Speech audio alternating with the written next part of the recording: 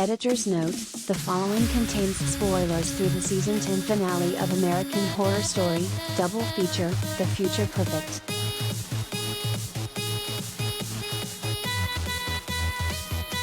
For 10 seasons now, American Horror Story has represented the wildest excesses of the Ryan Murphy brand, incredible casts, deliberately outlandish premises and plots, and experiments in film which explode the ideas of what's possible on television.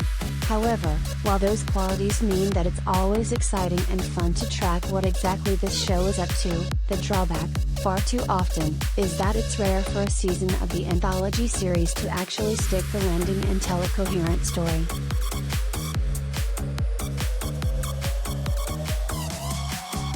That said, Season 10, technically subtitled Double Feature, might have finally cracked the code here, by realizing what the best parts of American Horror Story are, and compressing them down to their essences. In short, by realizing that sometimes the best stories are the most concise ones, Murphy and co-creator Brad Falchuk chose to split the season into 2 separate parts, and the 4-episode stretch of double feature known as Death Valley is quite sincerely the most I'd ever enjoyed watching this show.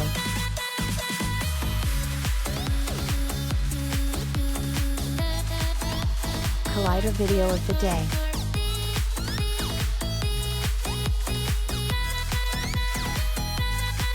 Yes, the length is a factor there. Death Valley, the story which begins with episode 7 of season 10, a fact which will undoubtedly confuse future viewers for years to come, starts off with a narrative told in both black and white and color, with the desaturated segments focusing on what happens when President Eisenhower, Neil McDonough, makes a deal in the 1950s with a secret alien force that he thinks will save humanity. As time passes, he comes to realize, much like Lando Calrissian once did, that this deal keeps getting worse and worse all the time, with subsequent presidents Kennedy, Mike Vogel, and Nixon, Craig Sheffer, having to cope with the aftermath. Not helping matters is the fact that Dwight's beloved Mamie, Sarah Paulson, made her own deal with the aliens, all of which ultimately leads to an ominous and tragic ending.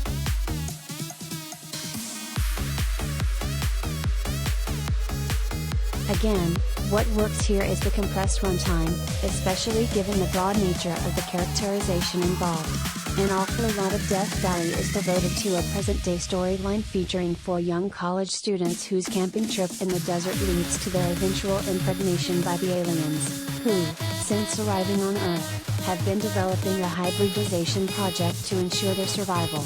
While actors Kai Glover, Nico Breatham, Isaac Cole Powell, and Rachel Hilson prove very game for what's to come, they're such obvious victims in waiting that one never gets very attached to them, which frankly makes it a lot easier to enjoy the gross out factor of their eventual gory fates.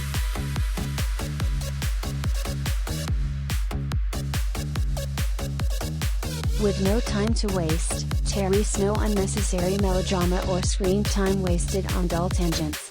Instead, Death Valley moves at a breathless pace through a wide swath of 20th century American history, with a skewed length that doesn't shy away from ridiculous beats like Stanley Kubrick, Jeff Peepy, faking the moon landing on a soundstage, or Nixon getting a good old-fashioned anal probing.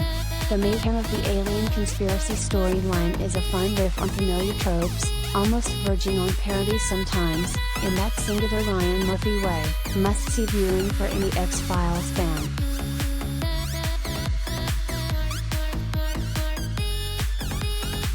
While the season finale might feel a little incomplete in its ending, there's no denying that it's hard to top the oh my god moments of lasering a girl's head off to turn her body into the perfect breeding machine for human-alien hybrids, or just casually exploding Mamie Eisenhower's skull.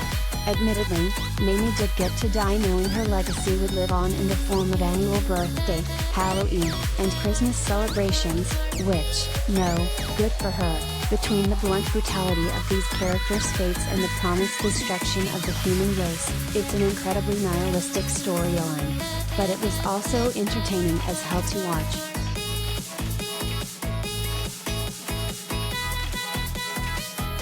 Had Death Valley been stretched out to encompass a full 10-episode season, I don't think that would have remained the case. Hell, Even Red Tide, the first storyline of Season 10, struggled to stay captivating once the core premise had revealed itself. The fun of watching vampires Evan Peters and Frances Conroy duet at karaoke supplanted by too much time focused on Harry Gardner, then Whitrock, the worst dad ever. But sometimes, the most important part of storytelling is knowing exactly how long said story should last, and in the case of Death Valley, the story lasted just long enough to pack in all of the fun bits without overstaying its welcome.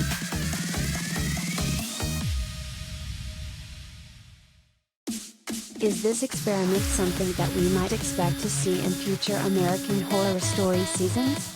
Certainly, the existence of American Horror Stories, which goes even more anthology-wide with single-episode stories, would indicate an ongoing interest in playing with shorter-length narratives.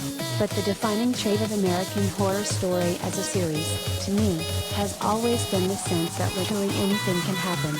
Literally anything is possible, including something as genuinely fun and wild as Death Valley.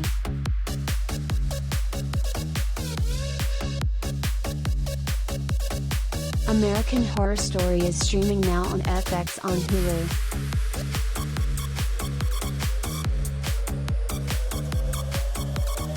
Keep reading, American Horror Story, Death Valley, cast, episodes and everything we know about what's next for Season 10's double feature.